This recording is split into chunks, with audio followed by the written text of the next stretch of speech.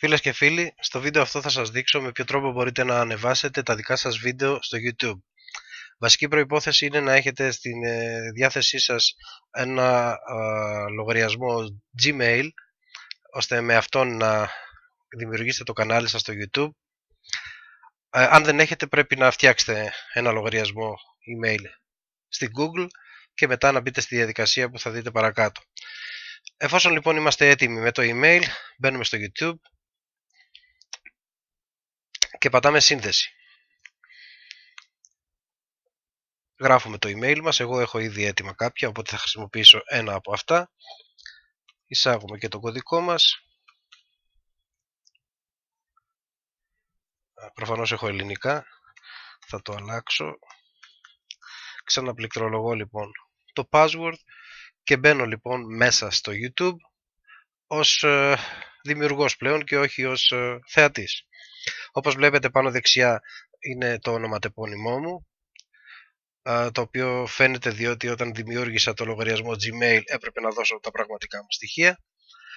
Πώς ανεβάζουμε λοιπόν το βίντεο? Κάνουμε κλικ στο ανθρωπάκι επάνω δεξιά και όπως βλέπετε εμφανίζονται κάποιες επιλογές. Είναι χρήσιμες όλες, αλλά εμάς μας ενδιαφέρουν οι πρώτες δύο για την ώρα και με αυτές θα ασχοληθούμε. Πατώ λοιπόν το κανάλι μου και όπως βλέπετε επάνω σε αυτό το σημείο είναι η διεύθυνση του καναλιού μου. Δηλαδή, κάνοντας copy και paste μπορώ να τη δώσω στους φίλους μου και ακολουθώντας αυτή τη διεύθυνση να μπουν στο κανάλι μου και να δουν τα βίντεο που έχω ανεβάσει. Εδώ που είναι το ανθρωπάκι μπορώ να βάλω μια δική μου φωτογραφία στη θέση του. Το ίδιο και στο εξώφυλλο του καναλιού μου, διότι θα έχει ένα εξώφυλλο το κανάλι μου οπωσδήποτε. Μπορώ να περιγράψω το κανάλι κάνοντας κλικ εδώ, δηλαδή με τι ασχολείται κτλ. Και επόμενη κίνηση επομένη είναι να ανεβάσω το πρώτο μου βίντεο. Για να γίνει αυτό θα πατήσω μεταφόρτωση. Όπως βλέπετε, σε αυτό το σημείο που είναι το ξάκι το λευκό στο κόκκινο πλαίσιο θα κάνω κλικ και θα ανοίξει το περιβάλλον του υπολογιστή μου, όπου εδώ μέσα θα μπορέσω να βρω το βίντεο ή τα βίντεο που θέλω να ανεβάσω στο YouTube. Θα σας δείξω λοιπόν με ένα δικό μου βιντεάκι τον τρόπο. Αφού βρω λοιπόν το βίντεο που θέλω, πατώ open και αυτό έχει αρχίσει όπως βλέπετε και ανεβαίνει στο YouTube.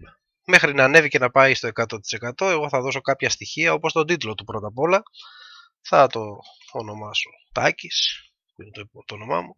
Στην περιγραφή θα γράψω κάτι σχετικό με το βίντεό μου, ώστε αυτός που θα το δει να ξέρει τι περίπου θα δει. Και στο σημείο που λέει ετικέτες θα δώσω κάποιες λέξεις κλειδιά με τις οποίες θα μπορεί ευκολότερα κάποιος που ενδιαφέρεται να δει ένα βίντεο σαν το δικό μου να το βρει. Για παράδειγμα, εγώ έχω ανεβάσει όπως βλέπετε ένα βίντεο με το γουρουνάκι την Πέπα, θα δώσω τα ανάλογα κλειδιά. Θα γράψω λοιπόν Πέπα και θα πατήσω κόμμα. Κόμμα είναι το πλήκτρο μετά το γράμμα μη. Ήδη έχω βάλει το πρώτο κλειδί. Τι άλλο θα πω pig. Κάτι σχετικό δηλαδή. Άμα θέλετε να το γράψετε και στα ελληνικά. Θα πείτε δηλαδή γουρουνάκι. Κόμμα. Εντάξει. Μπορείτε να δώσετε μέχρι 10 τέτοια κλειδιά. Παραπάνω συνήθως δεν δέχεται το YouTube ή Google γενικότερα, γιατί το YouTube ανήκει στην Google. Θα σας αφήσει να δώσετε 10, ίσως και 12, όχι όμως πολλά περισσότερα. Αφού δώσετε λοιπόν τα κλειδιά, είστε πλέον έτοιμοι, περιμένετε να ολοκληρωθεί η διαδικασία του ανεβάσματος. Δεν θα πάρει πάρα πολύ. Αν όμως τα βίντεο που έχετε να ανεβάσετε είναι πολύ μεγάλες διάρκειας, ίσως θα χρειαστεί να περιμένετε αρκετά λεπτά. Για παράδειγμα, ένα βίντεο της μισής ώρας ίσως να χρειάζεται 5 λεπτά για να ανέβει στο YouTube.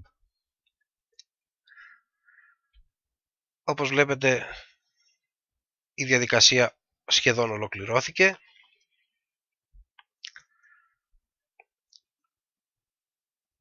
Όταν ολοκληρωθεί η διαδικασία, στο κάτω μέρος εδώ που λέει μικρογραφίες βίντεο, θα εμφανιστούν 3 εικονίδια. 3 εικονίδια τα οποία θα είναι σχετικά με το βίντεο που έχετε ήδη ανεβάσει. Τα βλέπετε τώρα κάτω. Θα πρέπει να επιλέξετε ένα από τα 3 ως εξώφυλλο για το βιντεάκι που έχετε ήδη ανεβάσει. Δηλαδή ένα εικονίδιο το οποίο θα φαίνεται στην αναζήτηση του YouTube. Επιλέγω λοιπόν εγώ αυτό. Οι αλλαγές αποθηκεύονται αυτόματα, δεν χρειάζεται να κάνετε εσείς κάτι, όπως βλέπετε το αναφέρει και εδώ. Και όπως βλέπετε λοιπόν έχουμε ήδη ανεβάσει το πρώτο μας βίντεο. Πάμε τώρα πάλι στο ανθρωπάκι και να πατήσουμε τη δεύτερη επιλογή, διαχειριστής βίντεο.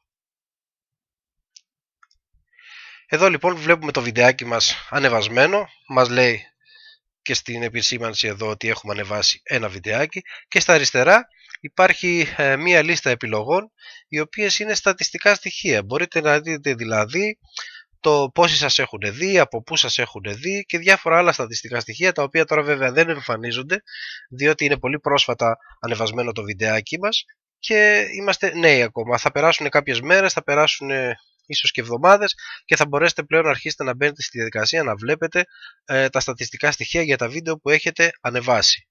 Αυτό ήταν, δεν είναι κάτι το δύσκολο. Αν έχετε απορίες, ερωτήσεις, να μου τις γράψετε. Αν σας άρεσε αυτό που είδατε και θέλετε να δείτε και άλλα δικά μου βίντεο, πατήστε εγγραφή ακριβώς κάτω από το βιντεάκι που μόλις είδατε. Αυτά, δεν έχω κάτι άλλο να σας πω. Ευχαριστώ που είδατε το βίντεο αυτό. Γεια και χαρά σας.